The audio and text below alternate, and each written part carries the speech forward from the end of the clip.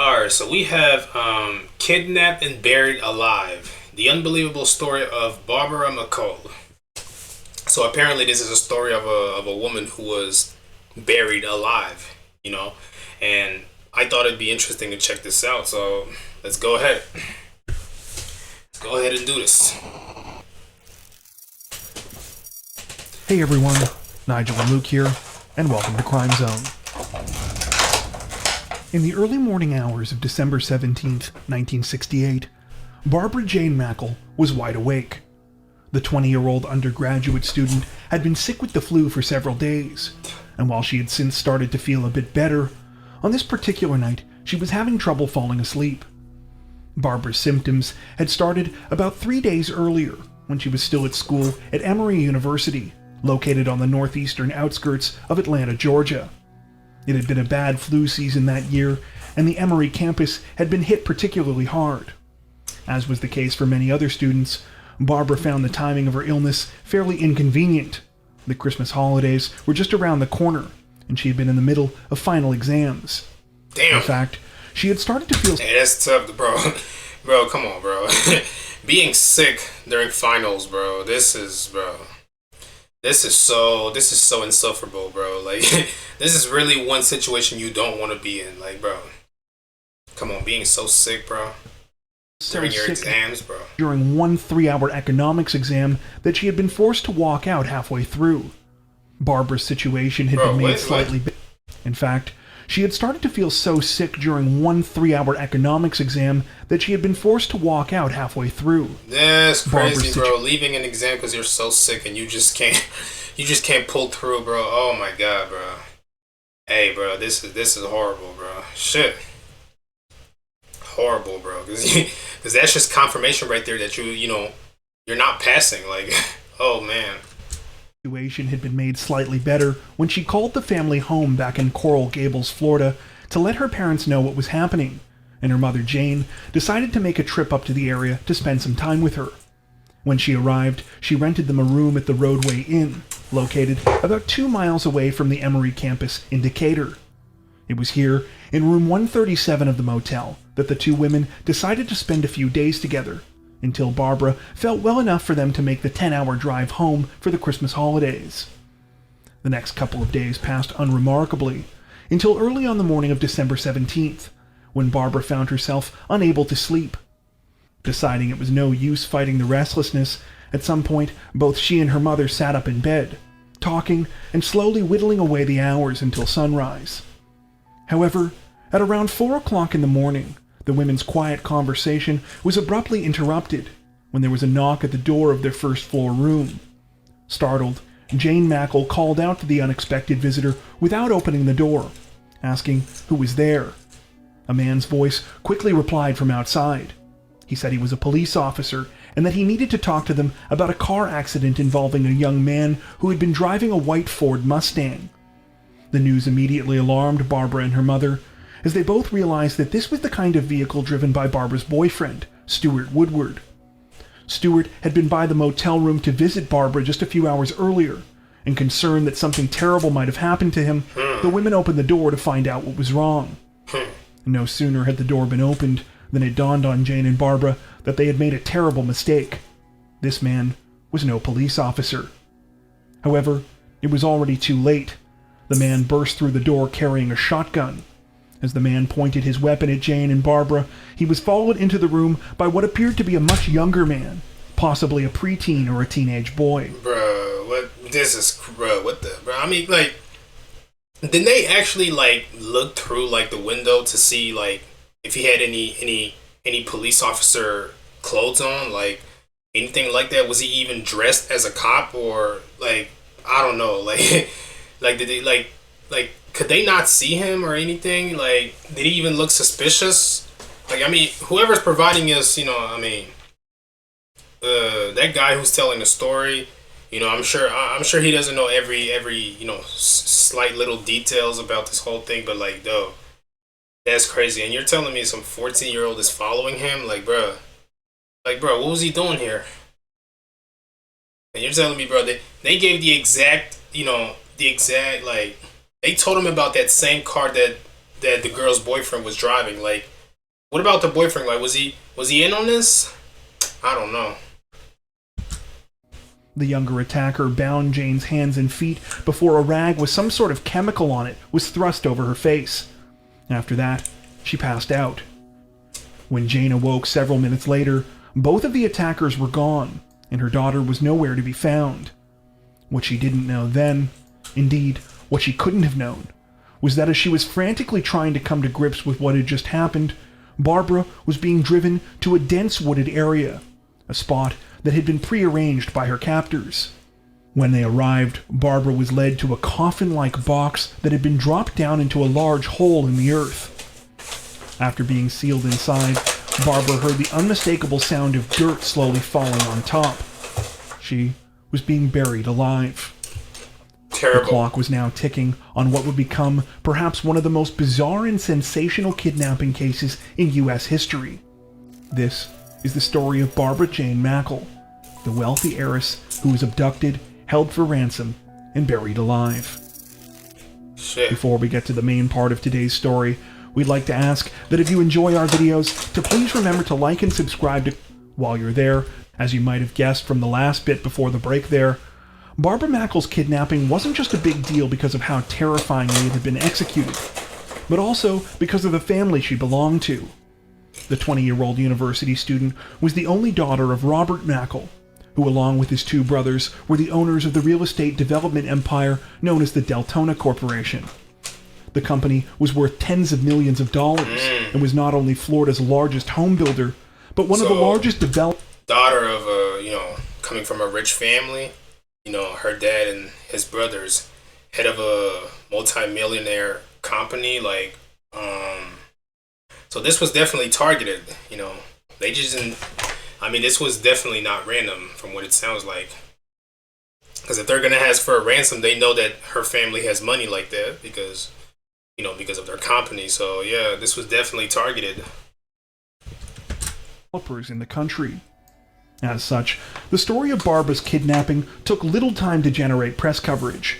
By the afternoon of December 17th, the motel where the abduction had happened, as well as the Mackle family home back in Coral Gables, were already swarming with reporters.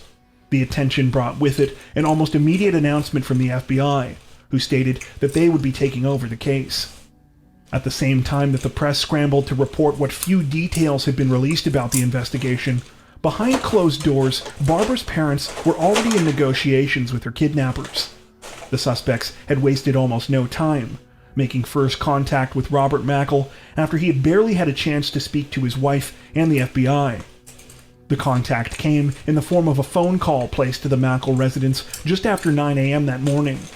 When Robert answered, he was greeted by a man's voice that he did not recognize on the other end of the line.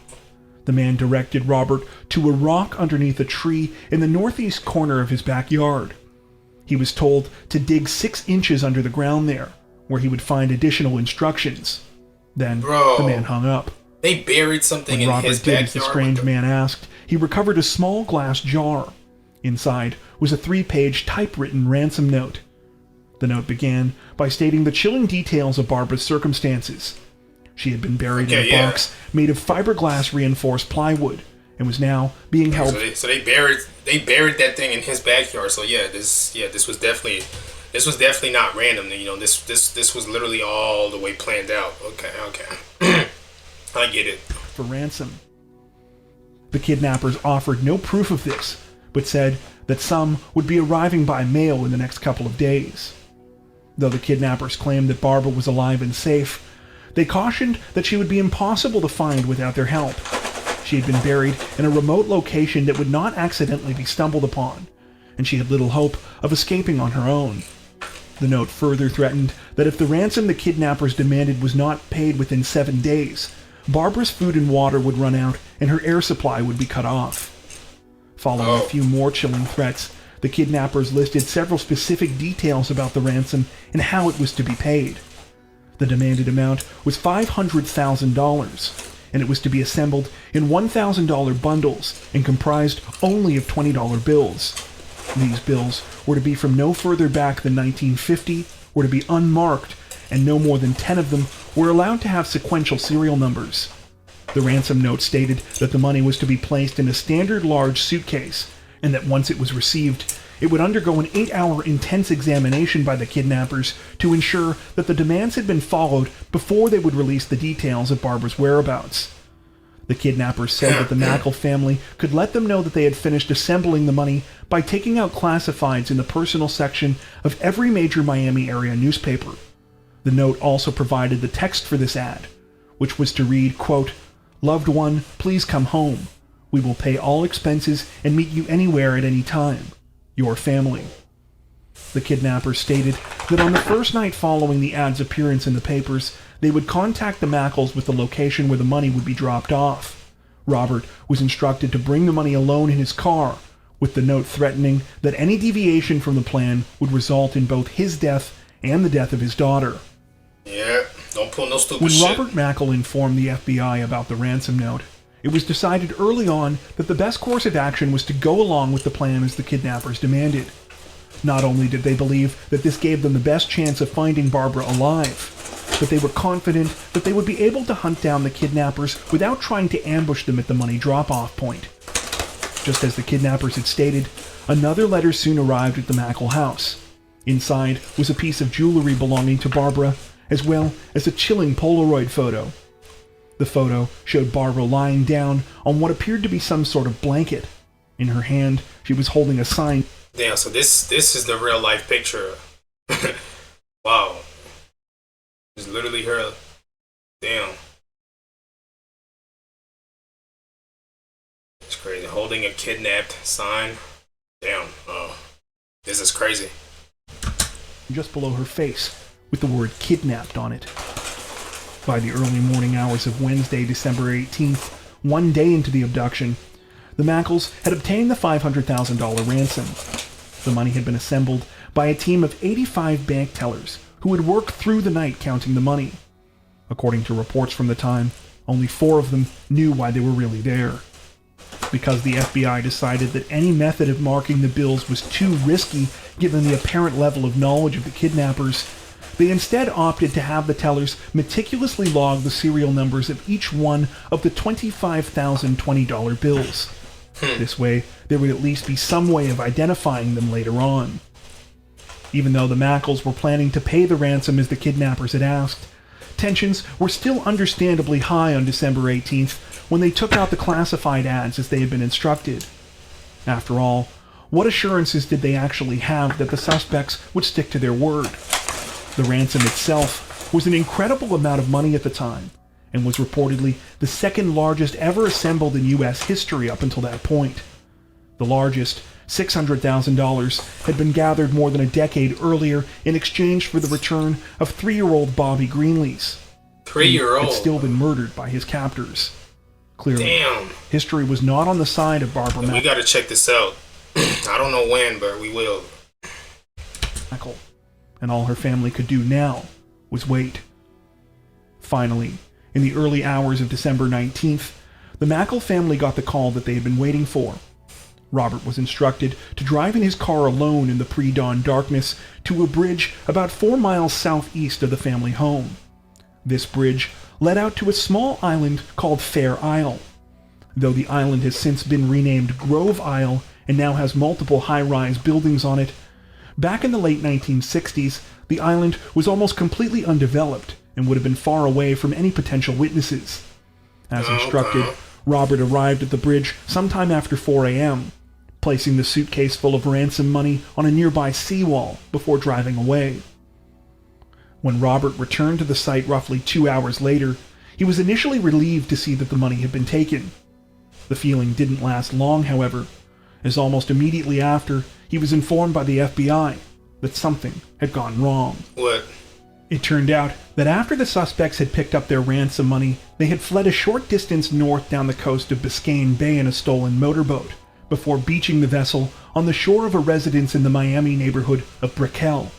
The sound of the motorboat coming violently ashore had caught the attention of residents in the usually peaceful neighborhood, who alerted local police. Because local authorities hadn't been informed about anything to do with the early morning ransom drop, they responded to the call thinking it was an unrelated disturbance. When they arrived, they saw two suspicious people inside of a blue Volvo station wagon who didn't appear to live in the neighborhood. Upon seeing police, both of the suspects fled the vehicle, taking off on foot in different directions. A brief shootout took place between police and one of the suspects, but both managed to escape. It wasn't until police recovered the suitcase full of ransom money close to the scene that had been abandoned by the suspects that they realized that something had gone terribly wrong. Yeah. When Robert Mackle was informed about what had happened, he immediately broke down in tears, believing that Barbara would almost certainly be killed in retaliation for the botched drop-off. This is crazy, bro. What happened, bro? In a desperate bid to salvage the situation, Robert convinced the FBI to let him put out another message to the kidnappers. You guys think they were arguing over the cut, like whose cut was going to be bigger and all that? Like, do you guys think it's that? Pleading with them and attempting to explain the situation. The message stated that he had nothing to do with the local police who had chased them, and that if the kidnappers contacted him again, he would do anything to ensure the safety of his daughter. Whether the kidnappers believed Robert Mackle or were simply too invested in the ransom money to walk away at this point, amazingly, they contacted the family again following the plea in the papers. A second drop-off was arranged, this time at the entrance to a piece of private property on a dirt road off of the Tamiami Trail. The drop-off was made just after 1 a.m. on December 20th. It had now been nearly 3 days since Barbara had been abducted. Almost 12 hours to the minute after the ransom was paid, a call was made to the Atlanta office of the FBI. The person on the other end said that they would only give the instructions concerning Barbara Mackle's whereabouts once, then proceeded to mention an intersection in the city of Norcross, Georgia. Though the tip was vague, it was just enough to point investigators in the right direction, who began a frantic search. At approximately 4:15 p.m. on December 20th, Barbara Mackle heard what she thought was the sound of footsteps for the first time since she had been cruelly buried by her kidnappers. She would later say that she first assumed that these were the suspects, as they had told her they would come back to check on her when she was initially abandoned. Deciding that she didn't care either way, Barbara began to knock on the lid of her coffin-like box, hoping that whoever was there would hear her. Though at first these knocks went unnoticed, they were eventually heard by two FBI agents who were searching an area of pine forest on the side of a hill close to the intersection with... Okay, these were two FBI agents. Okay, yeah. Okay, so she had vents, fan, light. Okay. I mean, at least... Still, being buried is still, like, horrible and all, but at least she had that in there, and I don't know, from the looks of it, it looks like, that's more than enough room, but I don't know, like... I don't know if it was really like this, but who knows? Had pointed them. At almost the same time they heard the knocking, one of the men spotted an area of iconic Georgia red clay that looked like it had been recently disturbed. Out of the dirt poked a ventilation tube. The agents immediately threw themselves to the ground and began digging, grabbing whatever they could in the area to help them move the earth more effectively. After almost 15 minutes of digging, the men were able to make it 18 inches down, uncovering the horrifying box where Barbara had been trapped. Damn. With the help of a tire iron, the lid to the box was finally pried open, and Barbara was free after a staggering 83 hours. 83 Though she had hours. lost roughly 10 pounds and was too faint to walk, miraculously, she appeared to be otherwise physically unharmed. A further search of the box revealed the grim reality of Barbara's situation. It was so small that she couldn't even fully stretch out, and her supply of food and water had been far from generous. Okay, yeah, that's okay. So there wasn't enough, there wasn't enough room in there. Okay, what did he say? Grim reality of Barbara's situation. It was so small that she couldn't even fully stretch out, and her supply of food and water had been far from generous. The only other things she had been provided with were a fan, presumably to help with temperature. She had some sort of food. Okay. Air regulation, as well as a sweater and a lamp. According to Barbara, the lamp had stopped working after just a few hours, leaving her in a few hours, wow. Total darkness, and the sweater did little to combat the cold. On top of this, the box had leaked, making it even more unimaginably uncomfortable. When FBI agents found Barbara, she was still dressed in the same red and white nightgown she had been wearing when she was abducted from her motel room 3 days prior. Okay. Though it's nearly impossible to imagine living through an ordeal like this, let alone staying calm. Yeah. Almost all the reports we came across describe Barbara as incredibly composed, both during and after the harrowing ordeal. Hey, Her first question to the people that found her was, "How are my parents?" And in interviews almost immediately after her rescue, many people noted her upbeat attitude and sense of humor, despite what she had just been through. While some of the more recent reports we came across during our research state that the water Barbara was left by her kidnappers was laced with sedatives and may have helped her to stay calm, we weren't able to confirm this. Even if true, in our opinion, it does little to minimize how well she was seemingly able to cope with her terrifying situation. Barbara would later reveal that much of her ability to stay positive throughout her ordeal came from religion, as well as her unwavering belief that her parents would do whatever it took to find her and bring her home safely. News of Barbara's safe return was quickly plastered across newspapers everywhere, generating national interest. Okay. Even then President-elect Richard Nixon weighed in on the event, dropping by the Mackle family home on Christmas Eve to wish the family a happy holiday. As a hilarious side note, it seems that even back in the 1960s, Florida had a reputation for insane crime stories, as Nixon described Barbara's kidnapping as, quote, "an unbelievable story, even for a state like Florida, which has so many unbelievable happenings." With Barbara Mackle now safely reunited with her family, the full attention of the FBI, as well as police agencies throughout Florida and Georgia, moved towards finding the people responsible for the terrible kidnapping. Yeah, in a bizarre twist of events, it turned out that the first failed drop-off of the ransom money, which had seemed like such a horrible police blunder when it first happened, actually provided investigators with some of the best leads about the suspects. Both the blue Volvo station wagon and the motorboat that had been used to make the initial getaway provided vital clues about the kidnappers' identities.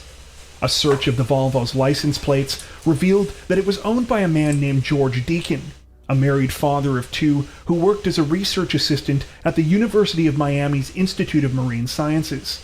It just so happened that the institute was missing a motorboat from their boat shop. It had been stolen the night before the $500,000 ransom pickup, and when police looked up its registration number, they confirmed that it was the same one that had been beached by the kidnappers. When police asked the university about Deacon's schedule, they found out that he had started his Christmas vacation the day before Barbara Mackle was kidnapped. Further inspection of the blue Volvo yielded a wealth of other clues. Inside were Polaroid photos of Deacon and another woman, as well as what appeared to be several more photos of Barbara Mackle holding the kidnapped sign. It seemed that it had taken several attempts for the suspects to get the photo just right. There were also tons of fingerprints belonging to Deacon, as well as another person inside the vehicle. Damn. Authorities would soon learn that this other person was a 26-year-old graduate student at the University of Miami named Ruth Eisman Shire, scholarship to study marine biology.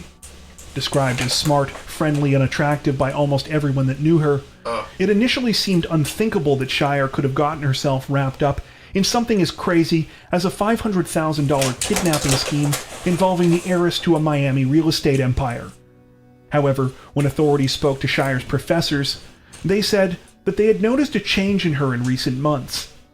The trouble had apparently started during a 2-week scientific cruise to Bermuda in September of that year, during which Shire had reportedly become very attached to another one of the members of the team. That person was George Deacon. Ever since, Shire's grades had started to slip, and she hadn't seemed like herself. Ironically, though Shire hadn't seemed like herself, further investigation would soon prove that the man calling himself George Deacon was literally pretending to be someone else. Wow. His real name was Gary Stephen Christ, a convicted felon who had escaped prison multiple times, most recently while serving a sentence in California in November of 1966. Christ had been on the run ever since, marrying and briefly moving to Massachusetts, where he managed to get a job at a magnet lab at MIT for a few months before moving to Miami and getting his new job at the Institute of Marine Sciences. While investigators initially assumed that there had to be a third person involved in Barbara's kidnapping based on what her mother had witnessed during the abduction at the road. Hold on. Alright, I'm back. Way in, police weren't 100% sure. They believed that Shire might simply have dressed up as a man, and that this is why Jane Mackle mistook her for a young boy. As a result, reports following Barbara's release sometimes stated that they were looking for a third suspect, though Christ and Shire were the only ones ever mentioned by name. With the two prime suspects identified, authorities released warrants for their arrest and began to try and zero in on their locations. Oh. Investigators would get their first lead about Christ's whereabouts on December 20th, just hours after Barbara's rescue. The tip came from the owner of a marine supply business in West Palm Beach, who described a suspicious interaction with a customer. The customer had come into the business that day and had inquired about a 16-foot boat with an 85-horsepower motor. Upon taking the vessel out for a short test drive, the mysterious man had paid the business owner right then and there, without even stepping foot off the boat. After that, he handed over $2,300 in cash, all of which was in denominations of $20 bills, before he took off. It wasn't until hours later that the business owner had thought to call the FBI, when his son suggested to him that the strange man could have been one of Barbara Mackle's kidnappers. The next day, police learned more about Christ's destination when a couple of lock attendants along the Okeechobee waterway reported the same strange man passing through the area. At each lock, he gave the name Art Horowitz. However, he bizarrely claimed each time that he had lost his paperwork from the previous lock he'd been through, and gave different addresses. Based on descriptions of the man and his boat, investigators were sure that this was Gary Stephen Christ. Because he was traveling west along the waterway system, they were sure that he was headed for its end at Fort Myers. Sure enough, Christ was spotted in his boat from the air and the water on the afternoon of December 21st as he raced towards the Gulf of Mexico. Did they actually ask, Barbara, if she could actually identify him? Or even the mom, because she was there when she was abducted? I don't know. A couple of sheriff's deputies attempted to follow him as he turned north into the Mackle River. Though their boat sprung a leak at the most inopportune time, they managed to watch as Christ beached his own boat on a small piece of land in the river near the community of El Jabin, known as Hog Island. After that, Christ disappeared into the island's tangled mangroves. For the next 12 hours, authorities searched the island, wading into chest-deep water even well after the sun went down. According to reports, Hog Island's tangled, swampy mess of terrain is home to alligators, poisonous snakes, and other things you probably wouldn't want to encounter while wading around in unknown water in the dead of night. Damn. Luckily, the nightmarish midnight swim paid off when a couple of police officers managed to find Christ hiding amongst the mangrove trees early on the morning of December 22nd. Apparently, he was just as miserable about being on Hog Island as the police were, as his only words upon being found were, quote, "I'm tired." A briefcase containing nearly $18,000 was found in Christ's possession at the time he was taken into custody. Damn. Another $480,000 was reportedly discovered in the hull of a rotting boat nearby that had been abandoned on the island. Oh. Following Christ's arrest, investigators announced that they now no longer believed that a third person was involved in Barbara's kidnapping. Instead, they were confident that Ruth Eisman Shire was the only remaining suspect in the case, and the full attention of law enforcement pivoted towards her capture. In fact, she was the first woman ever to be placed on the FBI's list of 10 most wanted criminals. Despite earning this infamous distinction, Shire's time on the run and eventual capture would be far less glamorous than her accomplices. Though she managed to evade capture for more than 3 months, she reportedly spent most of that time broke, starving, and homeless. Shire was eventually discovered in March of 1969 in Norman, Oklahoma.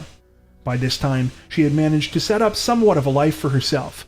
She was going by the name Donna Sue Willis, pretending to be 18 years old and living in a rooming house for college students.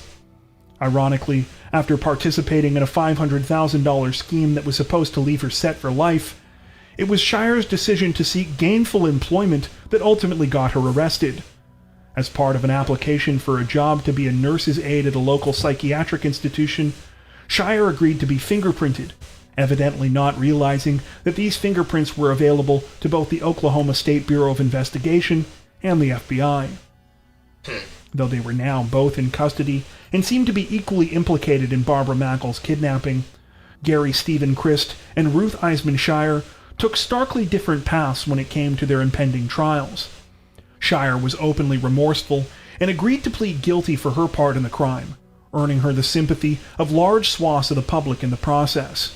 To many, she was a bright young woman with a promising career who had simply been led astray, and was ultimately sentenced to 7 years in prison. Christ, on the other hand, was described as arrogant and unrepentant by reports at the time, and decided to take his chances in court. During his trial, Christ was portrayed as a highly intelligent man who admired money above all else, and who hated the fact that he wasn't financially successful. Based on statements made by his wife, prosecutors argued that Christ had dreamed of committing a crime like the kidnapping of Barbara Mackle from a young age. From his perspective, it was a quick score that would allow him to obtain the money he so desperately desired, and he had devoted his considerable intellect to the task, stalking the Mackle family for weeks before finally putting his elaborate plan into action. Though Christ reportedly tried in vain to refute the substantial evidence against him with endless conspiracy theories and accusations against anyone and everyone he could think of, this worked about as well as you might imagine, and in May of 1969, he was sentenced to life in prison. Damn. In interviews following the verdict, one juror described him as a sort of genius, bordering on a madman. Yeah. Ruth Eisman Shire was released from prison in 1972 after serving less than 3 years. Less than Before 3? being deported back to Honduras, she said that her time spent incarcerated had been good for her, and pledged to do missionary work and help others once she was back in her home country. According to reports, she eventually married and had a family. Whoa. As you might have expected, things turned out quite a bit more complicated for Gary Christ. He was released from prison after serving 10 years, and was eventually allowed to attend medical school in the Caribbean. As a convicted felon, Christ found it difficult to obtain his medical license, though in 2001 was reportedly approved to practice in Indiana. This was apparently short-lived, however, as in 2003 he lost his medical license when he failed to report a disciplinary action he received. Christ had another run-in with the legal system in 2006 when he was arrested off the coast of Alabama in a boat that he had chartered.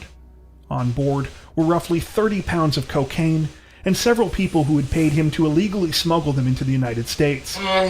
While Christ only served 4 years for these crimes, he was once again sent back to prison in 2012 when he violated the terms of his supervised release by leaving the country without permission. Unfortunately, this is the last piece of information we could find about Christ, and it's unclear if he is still alive today. Thankfully, it appears that the situation was far more clear-cut for Barbara Mackle, who reportedly had a happy and successful life following her harrowing ordeal. I'm glad she's doing fine. She ended up marrying her boyfriend Stuart Woodward, and the two remained together until Stuart's death in 2013. In 1971, Barbara released a book about her experience titled 83 Hours Till Dawn. It seems that this was her way to put the whole thing behind her once and for all, as she hasn't spoken publicly about the event ever since. Do you know of any other cases like this that you think we should check out? Tell us about them in the comments section below. As always, if you enjoyed our... Hey, hang on. This was a crazy story, but hey, that's it. I hope you guys enjoyed this one. I'll see you guys in the next one.